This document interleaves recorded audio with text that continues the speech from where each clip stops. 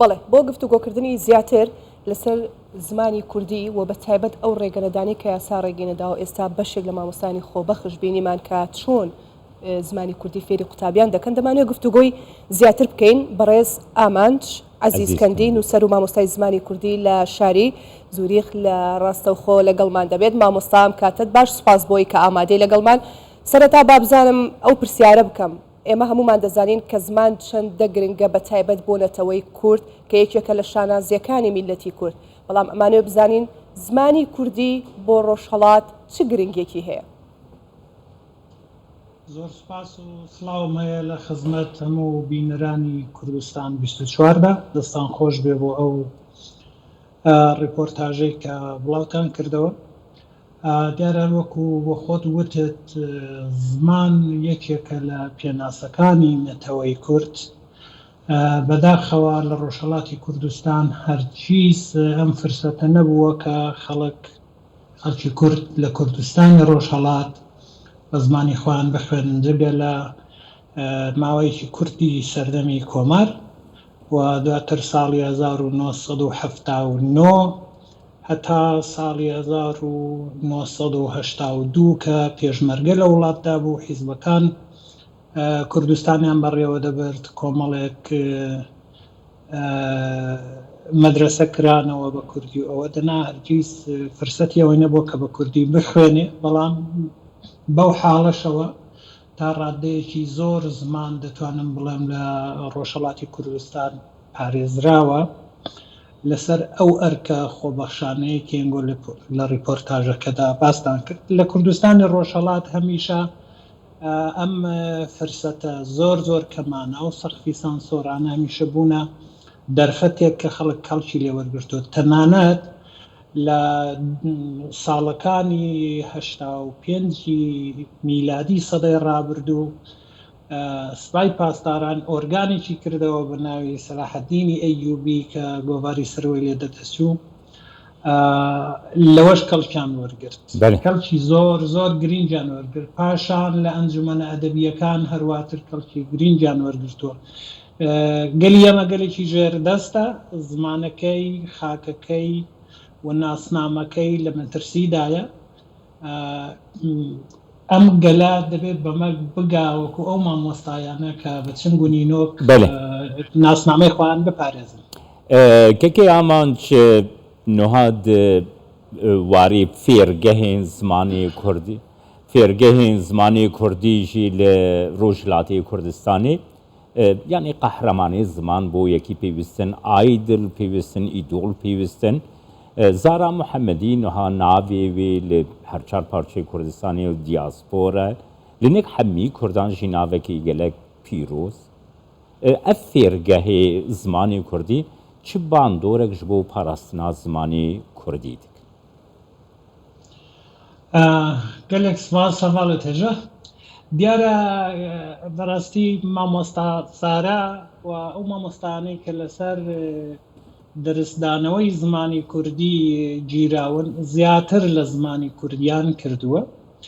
ئەوان ویستویانە هاوکات لەگەڵ ئەوە پێناسەی کوردی پێناسە بکەنەوە جارێکی تر. ئێمە نابێ ئەوە لەبیر بکەین کە خوێندن بە زمانی کوردی یاخۆت فێربوونی زمانی کوردی لێمان تێک بچێ، نابێت بەوە ڕازی بین کە ئەم مەدرسانە هەن. دیارەوە بوتم ئەمانە زۆر فرسەت و دەرفەتی گرینگن، زۆر ئەرێنین، بەڵام زمان کاتێک دەپارێزرێ کە تۆ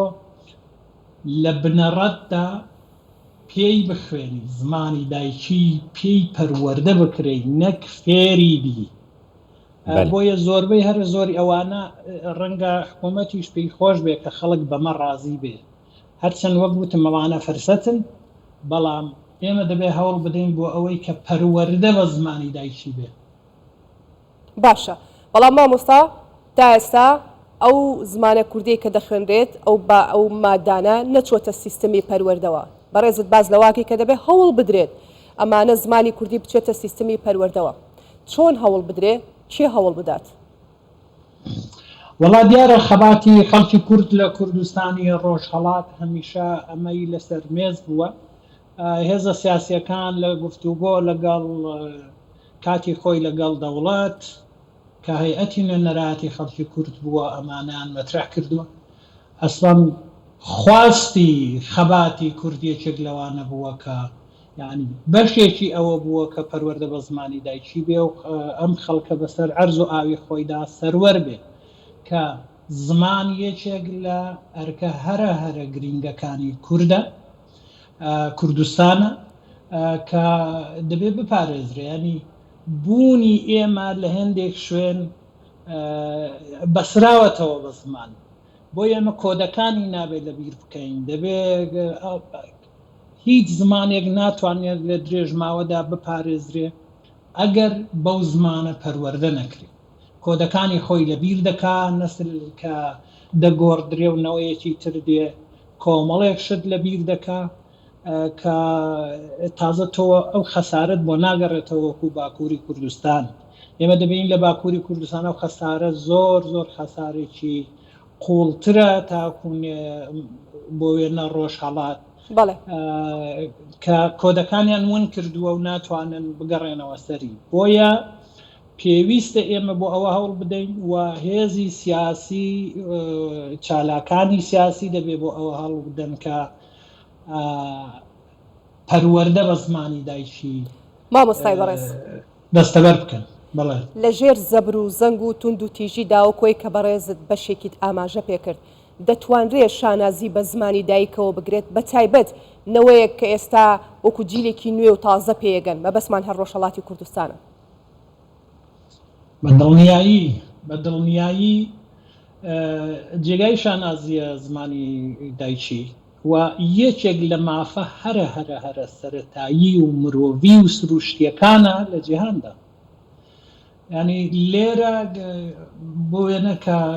ئێمە لە دەرەوەی ئێمەمانان لێت تێناگەن لێرە کە چۆن بە زمانی دایکی خۆت قەدەغەیە بخوێن لەبەر ئەوەی یەکێک لە پێش کەوتنەکانی جیهان ئەوەیە کە منداڵ بە زمانی دایکی خۆی ببێ ئەوەی هیچ فشارێکی لەسەر بێ ئەم زوڵمە لە منداڵ نەکرێ کە مەحروم بێ لەوەی کە بە زمانی دایکی خۆی پەروەردە بکرێت مامۆستای بەڕێز نازانم هاوکارانم پرسیار بکەین یان سوپاسیکەین دەتوانم پرسیار بکەم باشە مامۆستا دەمویست ئەو پرسیارش بکەین بەڕێستان لە تاراوگەن واتە لەوێش هەر مامۆستان شارەزای زمانی کوردین ئایا هیچ هەوڵێکتان داوە بۆی فشارێکی نێودەوڵەتی دروست بکەن لەسەر وڵاتی ئێران بۆی کە زمانی کوردی ببێتە زمانێکی ڕسمی و خوێندن بۆ قوتابیانی کورد لەوێ